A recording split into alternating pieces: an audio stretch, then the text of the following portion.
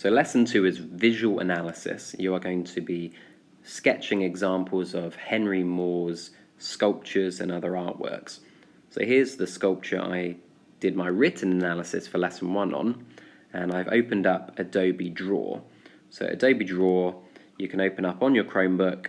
It looks like this. You can download it for free. It might already be on there, or if you've got an iPad you can also use that, but this should work, and it has worked on the Chromebooks. Once you open up a project, you're going to have a blank canvas that you can zoom in and out of. Only the stuff that's on the canvas will print, so don't worry about working on the grey area. On the right hand side you've got layers. You click to add a new draw layer, and on the left hand side you have brushes which can change size. The brush stroke quality is different, so this brush, I will show you if I can change the colour here, but I'm going to work in grayscale, so I'm going to stick to the middle of the colour wheel and use the slider to choose lighter and darker versions of black to solid white. So I'm going to start kind of in the middle. It's not going to be 100% opaque. I'm going to maybe do 60% opacity. So inspired by this drawing, this sculpture, I'm going to start sketching. So I can be quite loose with my drawing, focusing on the line quality to start with.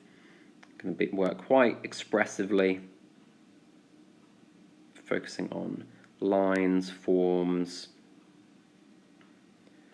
Move over here, get this head shape in.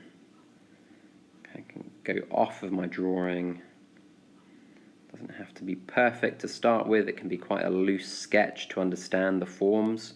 Right, so there's my first layer. I can click on the layer, I can transform it, so I can draw it bigger, I can make it bigger or smaller. I can also click on the layer and change the opacity of it.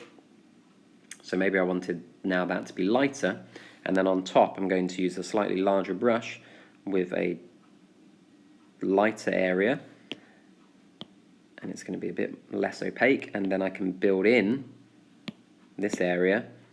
I could add some block shading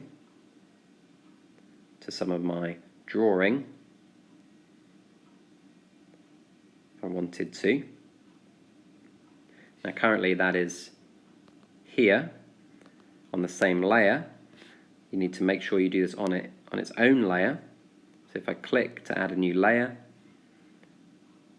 here I've done one earlier where I've drawn on top, so you can have 2 layers. I can bring this in front, I could add a new draw layer, bring this one behind, and let's say we make this darker, and then I start to add in any of the darker areas, change the size of the brush.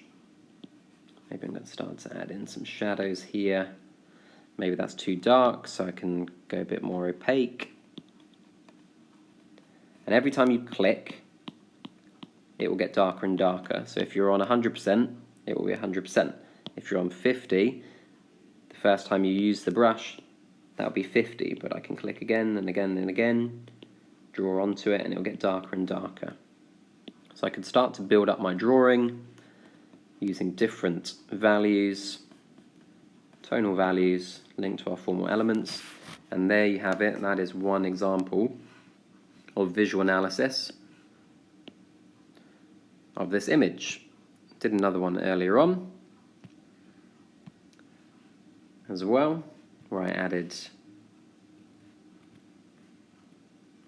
there you go, this one was earlier on where I used thinner lines, and then underneath I added a tonal layer. So if I click on this tonal layer, I could work into that further. You can click on the settings at the top to learn the brush basics and learn the gesture basics. So you can go through some of those. There's also a rubber, an eraser, where you can rub through. See, that's only rubbing through this layer, not the line layer, which is up here. If I click on this layer, I can delete areas from that layer. Go back if I make a mistake and I don't like something that I've done. So you can fill your whole sheet with different size drawings or one drawing. It's up to you, and then you need to upload this to the classroom. You can upload it onto the Google Slide document, you can screenshot it. There's different ways that you can try that.